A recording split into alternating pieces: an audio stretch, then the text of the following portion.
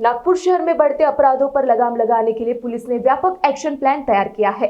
नमस्कार, आप देख रहे हैं NTV 24। मैं हूं आपके साथ नंदिनी बर्वे। पुलिस आयुक्त विश्वास नांगरे पाटिल ने पत्रकार परिषद में अपराध रोकथाम को सर्वोच्च प्राथमिकता बताते हुए प्रतिबंधनात्मक पुलिसिंग, नियमित गश्त, नाकाबंदी, तकनीक के प्रभावी इस्तेमाल पर जोर दिया। वाहन चोरी, घर फोड़ी, चेन स्नैचिंग और शरीर संबंधी अपराधों के साथ साथ साइबर अपराधों पर भी विशेष नजर रखी जाएगी। पुराने और संदिग्ध अपराधियों का रिकॉर्ड अपडेट कर उनकी गतिविधियों पर निगरानी बढ़ाई जाएगी। महिला और बाल सुरक्षा को लेकर संवेदनशील क्षेत्रों में पुलिस की मौजूदगी बढ़ाई जाएगी। साथ ही निर्भया दस्ते को और अधिक प्रभावी बनाने की तैयारी की जा रही है। पुलिस ने अवैध कारोबार के खिलाफ भी सख्त रुख अपनाया है। इंडोनेशिया, बर्मा और कर्नाटक से आने वाली खराब अथवा घटिया सुपारी के खिलाफ कार्रवाई की जाएगी। प्रतिबंधित गुटखा और खाद्य तेलों में मिलावट करने वालों को भी बख्शा नहीं जाएगा। इसके अलावा हवाला कारोबार और क्रिकेट सट्टेबाजी से जुड़े बुकी पर भी कड़ी कार्रवाई के आदेश दिए गए। हुक्का पार्लरों के खिलाफ पुलिस का अभियान भी लगातार जारी रहेगा।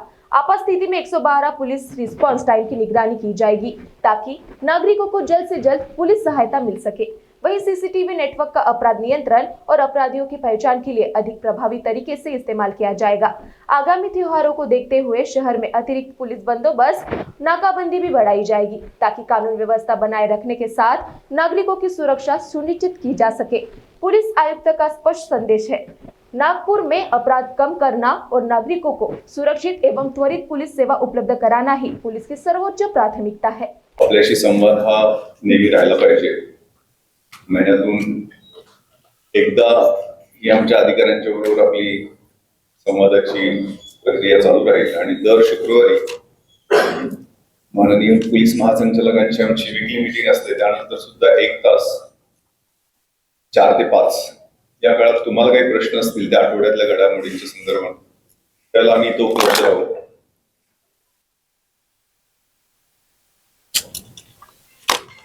मुळात गेल्या 2 महिन्यामध्ये साधारण या शहराचा अभ्यास केल्यानंतर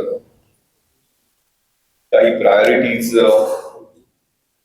सगळ्या अधिकाऱ्यांशी चर्चा केल्यानंतर समोर आलेले आहेत। त्या अनुषंगाने आपल्याला त्याबद्दल माहिती देणं हे आम्हा सगळ्यांचं कर्तव्य आहे। सो सुरुवातीला मी ओपनिंग रिमार्क्स देईल आणि त्यानंतर कन्सर्न वरिष्ठ अधिकारी आपल्याला त्या मुद्द्यांच्या अनुषंगाने ब्रीफ करतील। मुळात येणारा फेस्टिव्ह सीझन अतिशय महत्वाचा आहे। उद्या ईदचा मोठा बंदोबस्त आहे, त्यानंतर रक्षाबंधन आहे, दहीहंडी आणि गोपाळ काल्याचा कार्यक्रम आहे, त्यानंतर लगेचच मार्गची ट्रॅडिशनल मिरवणूक निघते, त्यानंतर गणपती उत्सव, दुर्गा उत्सव अशा सिक्वेन्स मध्ये श्रावण आता सुरू आहे आणि सोमवारी सुद्धा बंदोबस्त लावावा लागतो। पण हे लॉ अँड ऑर्डरचे बंदोबस्ताचे विषय जे आहेत ते नेहमीच्या पोलिसिंगच्या कामकाजावरती खूप मोठ्या प्रमाणावर परिणाम करणार नाहीत। या अनुषंगानं नियोजन करणं हे महत्वाचं असतं। साधारण 20% त्याच्यावरती फोकस असला पाहिजे, पण 80% इतर कामं जी पोलिसिंगची आहेत ती अफेक्ट होता कामा नये। त्या अनुषंगानं काही प्रायोरिटीज मध्ये या शहरात शरीराविरुद्धचे गुन्हे हे त्यांच्यावर नियंत्रण आणणं, त्यातल्या गुन्हेगारीवरती प्रतिबंध घालणं हे अतिशय महत्वाचं आहे। त्या अनुषंगाने काही उपाययोजना केलेल्या आहेत, त्याची माहिती देऊ। शहराचा वाढता विकास आहे, नवीन नागपूर वसत आहे आणि त्या अनुषंगाने जमिनीच्या वाढणाऱ्या किमती, त्यात असणारा फसवणुकीचा प्रकार आणि लँड माफिया हे काय खूप मोठ्या प्रमाणावर नाहीये, परंतु हे प्रमाण वाढताना दिसत आहे। त्या अनुषंगाने करावयाच्या उपाययोजना, अवैध धंदे आणि ड्रग्सचा प्रादुर्भाव हा ही महत्वाचा विषय आहे। अवैध धंद्यांच्या बाबतीत नागपूर पोलिसांची 0 टॉलरन्सची पोलीस पॉलिसी राहील। ड्रग्सचा प्रादुर्भाव अधिक महत्वाचा विषय एवढ्यासाठी आहे की यातनं बाल गुन्हेगारी सुद्धा वाढत आहे।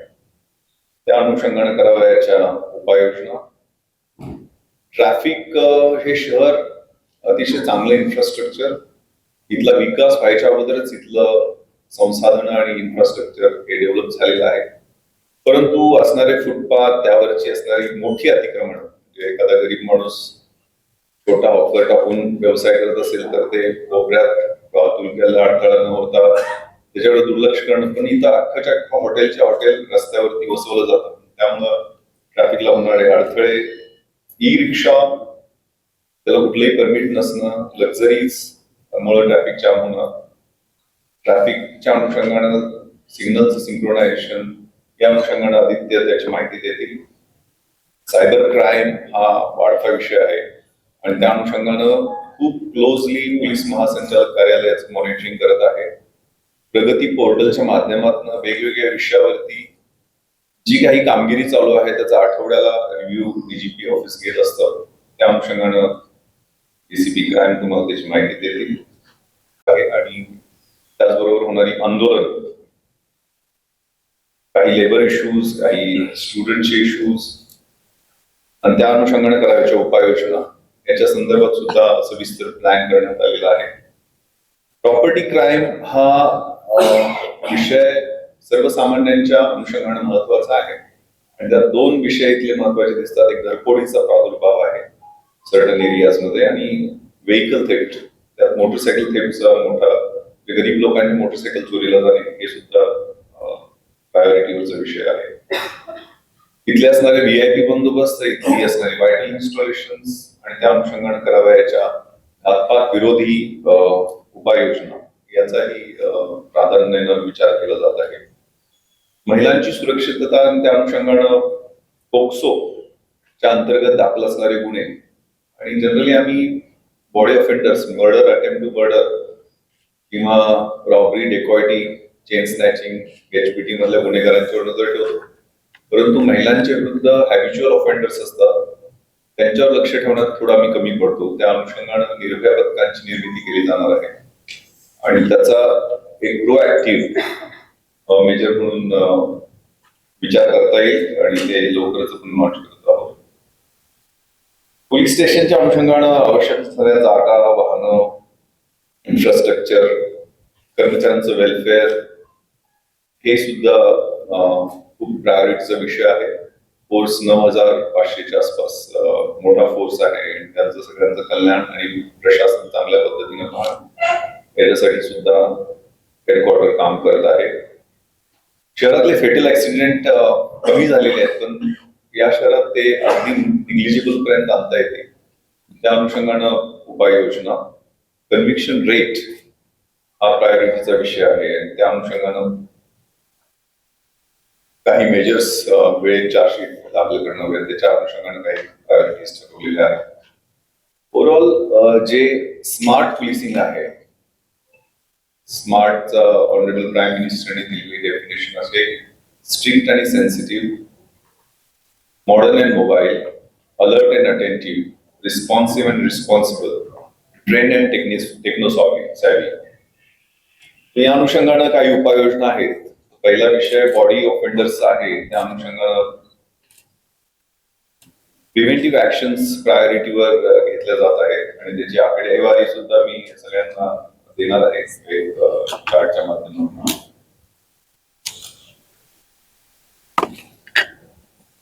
प्रिव्हेंटिव्ह ऍक्शन्स मध्ये फोकस राहील इथल्या पेटी क्राईम करणं आहेतच गँग, पण आता काही छोट्या मोठ्या स्वरूपातल्या संघटित टोळ्या आहेत त्याच्यावरती MCOCA गँग हिस्ट्री शीट त्यांचं बनवण्याचं मोठ्या प्रमाणावर काम सुरू आहे आणि त्यांना 55 खाली तडीपार करणं आणि यामध्ये खूप या 2 महिन्यात पण हा 55चा ड्राईव्ह स्पेसिफिक घेतला गेला आहे.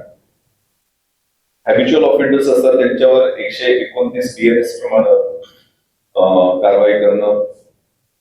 त्यानंतर फरारी आरोपी जे आहेत ते फरारी आपण म्हणतो, पण त्याची नॉन अवेलेबल वॉरंट्स काढून फरारी डिक्लेअर करणं, त्यांच्या प्रॉपर्टी जप्त करणं ही प्रक्रिया प्रायोरिटीवर घेतली जाईल. आर्म्स ऍक्टच्या केसेस वरती फोकस आहे. एक अँटी गुंडा स्क्वॉड आपण तयार केलेला आहे आणि त्या अनुषंगाने त्यांचा चार्टर पण दिलेला आहे. विशेषतः आजकाल सोशल मीडियावरती गुंडगिरीच्या पोस्ट करणं, त्याच्यातनं ग्लोरिफिकेशन करणं, गुंड लोकांनी रस्त्यावर बर्थडे सेलिब्रेट करणं, त्यातनं विसन्स, ते काय अड्डे आहेत. म्हणजे इकडे एक मर्डर झालेला होता कुडकेश्वरच्या हद्दीत, स्मशानभूमीत काही अड्डे तयार होतात.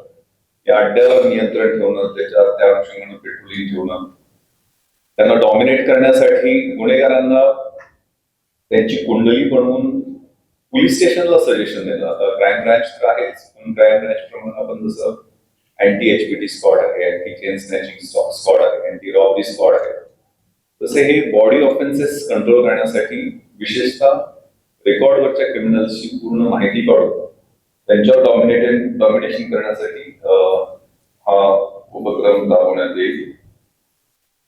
विशेषतः यांचं क्राईम मीटिंग मध्ये प्रेझेंटेशन राहील.